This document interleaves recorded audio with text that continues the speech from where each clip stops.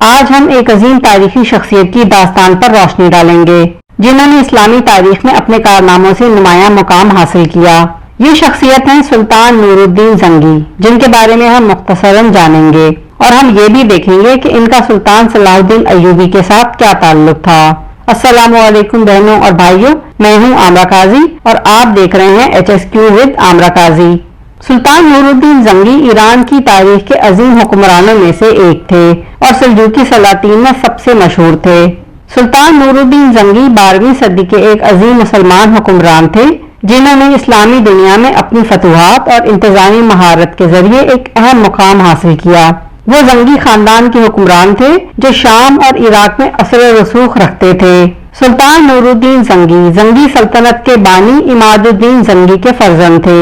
وہ 1118 میں اصفہان کے شمال میں واقع شہر رے میں پیدا ہوئے اور 1146 سے لے کر 1174 یعنی اپنی وفات تک 28 سال حکومت کرتے رہے۔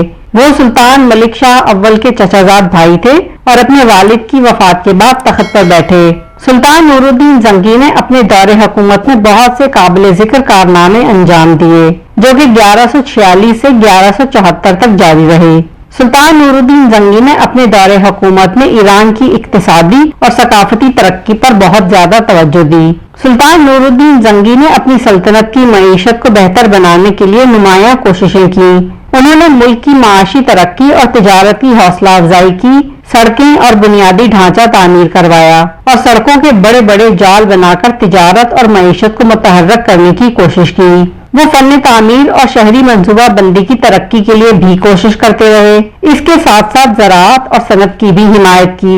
یہی وجہ تھی کہ اصفہان اور شیراز جیسے چھوٹے دیہات بڑے بڑے شہروں میں تبدیل ہو گئے۔ سلطان نور الدین زنگی فنون لطیفہ بالخصوص شعر و ادب کے بڑے حامی تھے۔ ادب اور شاعری سے محبت کی وجہ سے ان کے دور کو شعر و ادب کا دور بھی کہا جاتا ہے، لہٰذا فنون لطیفہ سے دلچسپی کے باعث انہوں نے شاعروں اور ادیبوں کی بھی بھرپور سرپرستی کی اور اس طرح ان کا دربار فنی اور ثقافتی سرگرمیوں کا مرکز بن گیا۔ سلطان نور الدین زنگی کی سب سے بڑی کامیابی ان کی وہ جدوجہد تھی کہ جس نے صلیبیوں کے خلاف اسلامی دفاع کو بہت مضبوط بنایا اور پھر صلیبیوں کے خلاف مسلم افواج کو متحد کرنے میں بھی اہم کردار ادا کیا۔ انہوں نے شام کے بڑے حصے کو صلیبیوں کے قبضے سے آزاد کرایا اور ایک مضبوط اسلامی سلطنت قائم کی۔ سلطان نور الدین زنگی کی سب سے اہم ذاتی خصوصیت ان کی دوراندیشی اور مخلص قیادت تھی۔ انہوں نے اسلامی دنیا کے مختلف حصوں میں امن و امان قائم کرنے کے ساتھ ساتھ ایک مضبوط فوجی فورس بھی تیار کی۔ ان کی کوششوں کے سبب اسلامی دنیا میں اتحاد کی فضا قائم ہوئی اور پھر ان کی قیادت میں اسلامی دنیا نے سیاسی اور فوجی استحکام حاصل کیا۔ انہوں نے عیسائی حملہ آوروں کا مقابلہ کرنے کے لیے صلاح الدین ایوبی سمیت دیگر مسلم رہنماؤں کے ساتھ اتحاد قائم کیا، جس کے باعث سلطان نور الدین زنگی صلیبیوں کے خلاف مسلم علاقوں کے کامیاب دفاع میں ایک اہم شخصیت ثابت ہوئے۔ سلطان نور الدین زنگی نے 1149 میں جنگ عناب سمیت کئی اہم لڑائیاں جیتی جو کہ صلیبی فوج کے خلاف ایک اہم فتح تھی۔ سلطان صلاح الدین ایوبی نور الدین زنگی کے بہت قریبی ساتھی تھے۔ صلاح الدین ایوبی نے 1174 میں نور الدین زنگی کی وفات کے بعد شام اور مصر میں اقتدار سنبھالا۔ نور الدین زنگی کے دور میں صلاح الدین ایوبی نے یروشلم کو صلیبیوں سے آزاد کرانے کی مہم چلائی جو ان کے سب سے مشہور کارناموں میں سے ایک ہے۔ نور الدین زنگی اور صلاح الدین ایوبی کے تعلقات بہت مضبوط اور دوستانہ تھے۔ سلطان نور الدین زنگی نے صلاح الدین ایوبی کو اپنے سیاسی اور فوجی مشیر کے طور پر تربیت دی اور ان کی قیادت کی صلاحیتوں کو سراہا۔ دونوں کے درمیان ایک مضبوط پیشہ ورانہ اور ذاتی رشتہ تھا جو اسلامی دنیا کے تحفظ اور توسیع کے لیے انتہائی اہم تھا۔ سلطان نور الدین زنگی کی وفات کے بعد صلاح الدین ایوبی نے ان کے خواب کو پورا کرتے ہوئے اسلامی سلطنت کو مزید مستحکم کیا اور صلیبیوں کے خلاف اپنی کامیاب مہم جاری رکھی۔ ان کی قیادت میں اسلامی دنیا نے ایک نئے دور کا آغاز دیکھا جس میں اسلامی سلطنت نے اپنی اہمیت کو دوبارہ ثابت کیا۔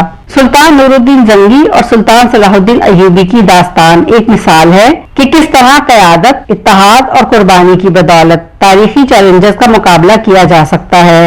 ان کی محنت اور مخلصانہ کوششیں آج بھی مسلمانوں کے لیے مشعل راہ ہیں۔ سلطان نورالدین زنگی نے اپنے دور میں تعلیم اور تعلیمی نظام کی بھی سرپرستی کی، جس کے لیے انہوں نے اسلامی مدارس اور اسکولوں کی بنیاد رکھی اور علماء اور دانشوروں کی سرپرستی بھی کی۔ انہوں نے اس وقت دستیاب یونانی اور رومن کتابوں کا عربی میں ترجمہ کرنے کی بھی حوصلہ افزائی کی۔ سلطان نورالدین زنگی اپنے عدل و انصاف اور مہربان حکمرانی کے لیے مشہور تھے، اور یہی وجہ ہے کہ انہیں مہربان سلطان کے نام سے جانا جاتا ہے۔